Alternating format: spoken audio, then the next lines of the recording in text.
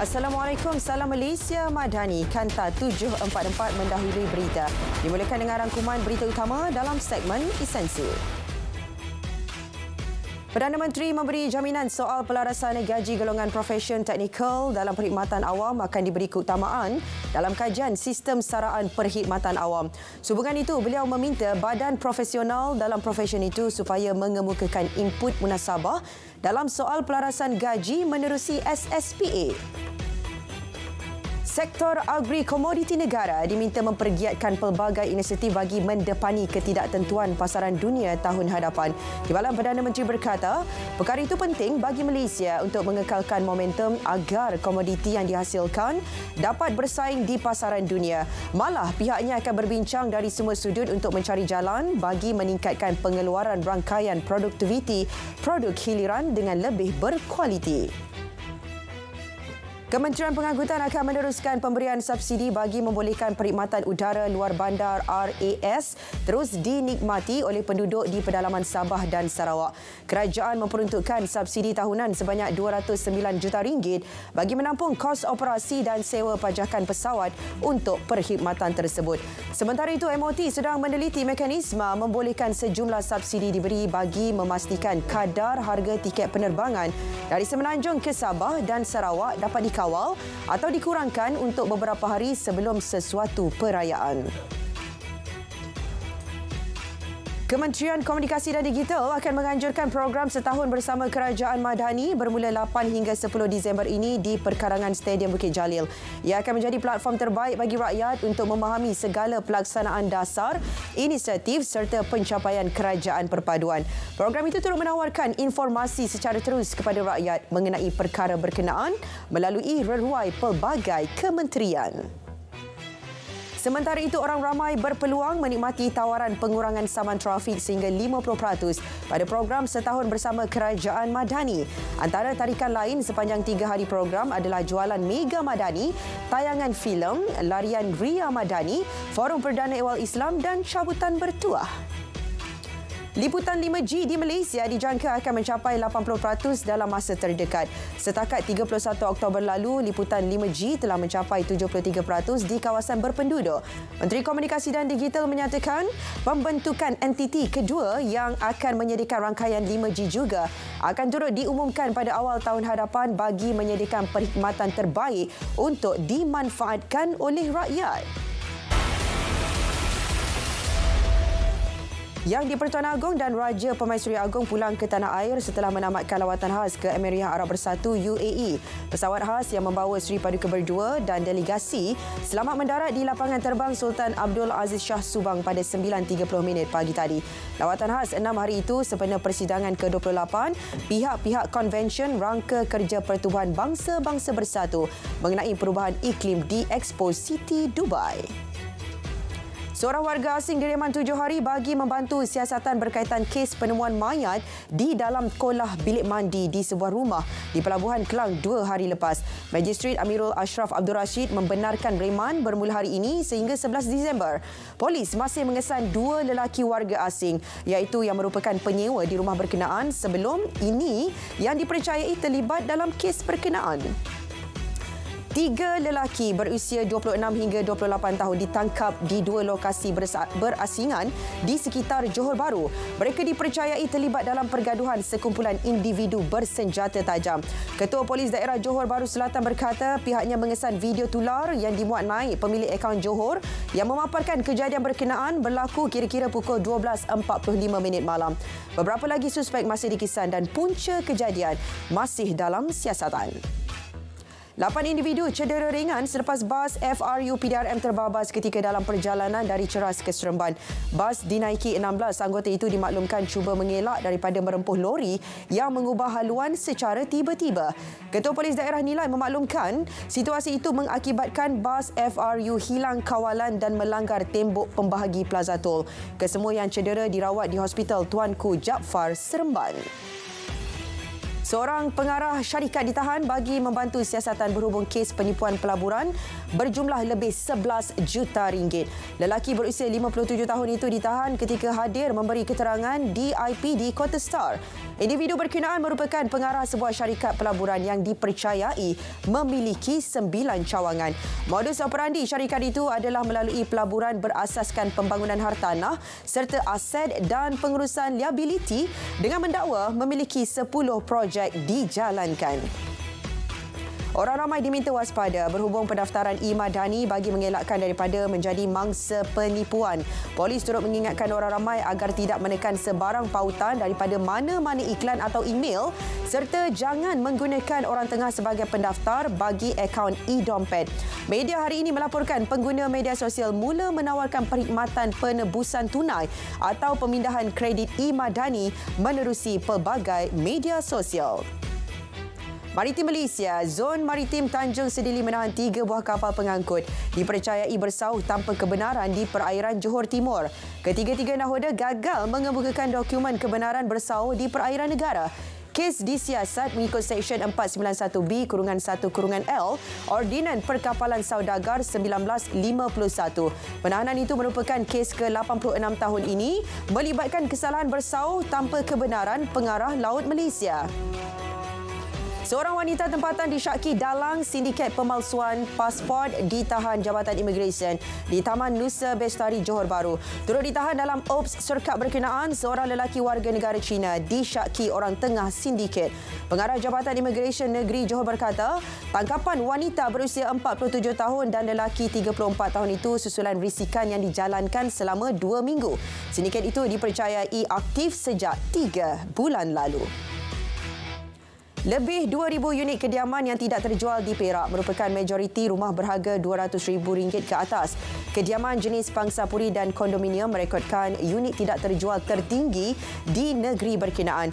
Bagi mengatasi masalah tersebut, dasar perumahan Perak dilaksana bagi pembangunan yang melibatkan keluasan tanah melebihi 20 ekar. Pemaju diwajibkan membina 40% pembangunan rumah mampu milik yang merangkumi pembinaan rumah Perakku 1, 2 dan 3. Usahawan yang terjejas banjir di seluruh negara boleh memohon penangguhan bayaran balik pinjaman agensi di bawah Kementerian Pembangunan Usahawan dan Koperasi Malaysia sehingga tempoh 3 bulan. Ia sebagai langkah memulihkan kembali perniagaan mereka yang terjejas akibat banjir. Sebanyak 97.6% peserta menunjukkan peningkatan terhadap tahap kesedaran dan pemahaman berkaitan gangguan seksual melalui pelaksanaan program Jeraya Warat Kasih KPWKM Alliance Advokasi Anti Gangguan Seksual.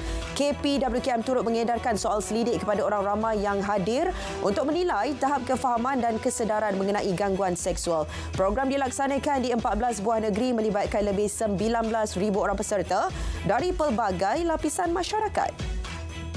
Lebih 600 program yang telah dilaksanakan oleh Kementerian Perpaduan Negara pada tahun ini. Menteri Perpaduan Negara berkata sejumlah 20 juta diperuntukkan untuk memperkasa peranan KRT pada tahun hadapan bagi membantu komuniti. Program perpaduan itu merangkumi program semarak kenegaraan, semarak perpaduan dan komuniti rahmah yang menjurus kepada usaha untuk mencapai perpaduan.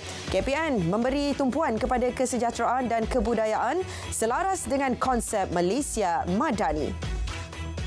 Sebanyak 1.2 juta capaian pengunjung dan pengguna Maya dari seluruh negara telah direkodkan melalui platform My Assist MSME. Platform itu juga berjaya memberi khidmat nasihat Meet Me kepada 713 usahawan PMKS menerusi 11,724 slot. Inisiatif berkenaan dilancarkan pada 30 Jun 2021 bertujuan memudahkan perolehan maklumat kepada usahawan PMKS. Kaedah Waste to Energy WTE akan diperluas ke seluruh negara. Ketika ini, satu projek telah dilaksana di Negeri Sembilan. Ia bertujuan untuk memproses sisa buangan pepejal dan menukarnya kepada haba, steam dan tenaga elektrik sekaligus mengurangkan jumlah isi padu sisa pepejal sehingga 85%. Usaha merancakkan keterlibatan dan penerimaan masyarakat dalam ekonomi digital menjadi antara fokus berterusan Kementerian Komunikasi dan Digital KKD bagi tahun hadapan. Ia selari dengan aspirasi kerajaan mentransformasi negara sebagai negara berpendapatan tinggi yang berpacukan pendigitalan dan sebagai penerajus rantau dalam ekonomi digital. Menterinya berkata, komitmen KKD itu bukan hanya untuk dimanfaatkan oleh sektor keusahawanan, malah beberapa sektor lain juga. Pelaksanaan projek Ladang Satelit Nasional LSN dan Pusat Feedlot Nasional NFC di Negeri Sembilan diteruskan. Projek itu melibatkan LSN Londah dan LSN Ulu Ladang.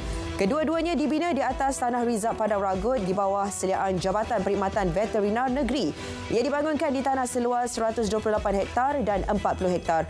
Negeri Sembilan menyasarkan tahap sara diri bagi daging lembu atau kerbau sehingga 40% menjelang 2025. Wang Kelian bakal dibangunkan sebagai sebuah bandar sempadan melalui rancangan kawasan khas RKK yang sedang giat dijalankan Jabatan Perancangan Bandar dan Desa Semenanjung Malaysia, Plan Malaysia. Sekaligus bakal mengukuhkan lagi aktiviti pelancongan dan perdagangan di sekitar sempadan Perlis, Thailand. Wang Kelian dilihat berpotensi untuk dibangunkan memandangkan lokasinya yang pernah popular selain mempunyai banyak tarikan dalam pelbagai sektor termasuk pertanian, pelancongan serta perdagangan. Proton merekodkan jualan sebanyak 141,900 unit kenderaan bagi 11 bulan pertama tahun ini melepasi angka jualan tempoh sama tahun lalu. Jumlah jualan meningkat 12% berbanding 141,432 unit kenderaan bagi tempoh Januari hingga November 2022. Peningkatan pertumbuhan turut menyumbang kepada pegangan pasaran yang stabil berjumlah 19.7%. Ini mengukuhkan kedudukannya di tangga kedua dalam kalangan jenama otomotif sekaligus menunjukkan daya tahan dalam pasaran yang kompetitif. Perbelanjaan modal global bagi industri minyak dan gas diramal mencecah $606.6 bilion Amerika Syarikat pada tahun hadapan. Menurut BMI, unit di bawah Fitch Solutions, jumlah itu meningkat 0.5% tahun ke tahun berdasarkan jangkaan pertumbuhan 5.1% bagi tahun ini. Prospek pertumbuhan 2024 berasaskan pendekatan berhati-hati dalam pelaburan oleh syarikat minyak dan gas susulan ketidaktentuan pasaran yang semakin meningkat dan harga tenaga yang lemah. Persatuan Bulan Sabit Merah Palestin terputus hubungan dengan pasukan perubatannya di Semenanjung Gaza. Ini adalah kali keempat perkhidmatan telekomunikasi di seluruh wilayah itu terputus sejak konflik Israel-Hamas bermula pada 7 Oktober. Sekaligus menghalang tugas pasukan kecemasan untuk sampai ke kawasan yang dibom di seluruh Gaza. Gangguan itu juga menjejaskan keupayaan orang ramai untuk menghubungi perkhidmatan ambulans. Imam Masjid Al-Aqsa diserbu ejen perisikan Israel dan dilarang melakukan perjalanan. Menurut Peguam, Syekh Ikrimah Sabri menjadi sasaran kempen hasutan oleh kumpulan berhaluan kanan Israel. Sabri merupakan pengkritik tegar pendudukan Israel selama beberapa dekad di wilayah Palestin. Beliau sebelum ini pernah memegang jawatan Mufti Baitul Maqdis dan wilayah Palestin dari tahun 1994 hingga 2006. Sekurang-kurangnya 13 orang terbunuh dalam kejadian berbalas tembakan antara dua kumpulan militan di negeri Manipur di timur Laut India. Menurut pihak berkuasa, sekumpulan militan dalam perjalanan ke Myanmar diserang hendap oleh satu lagi kumpulan pemberontak yang dominan di kawasan itu. Bagaimanapun, identiti mangsa masih belum dikenal pasti. Di Thailand, 14 penumpang maut dan lebih 20 cedera selepas bas yang dinaiki hilang kawalan lewat malam tadi. Menurut kenyataan, bahagian bas itu terbelah dua selepas nahas. Kesemua mereka yang cedera sedang dirawat di hospital dan punca kemalangan masih dalam siasatan.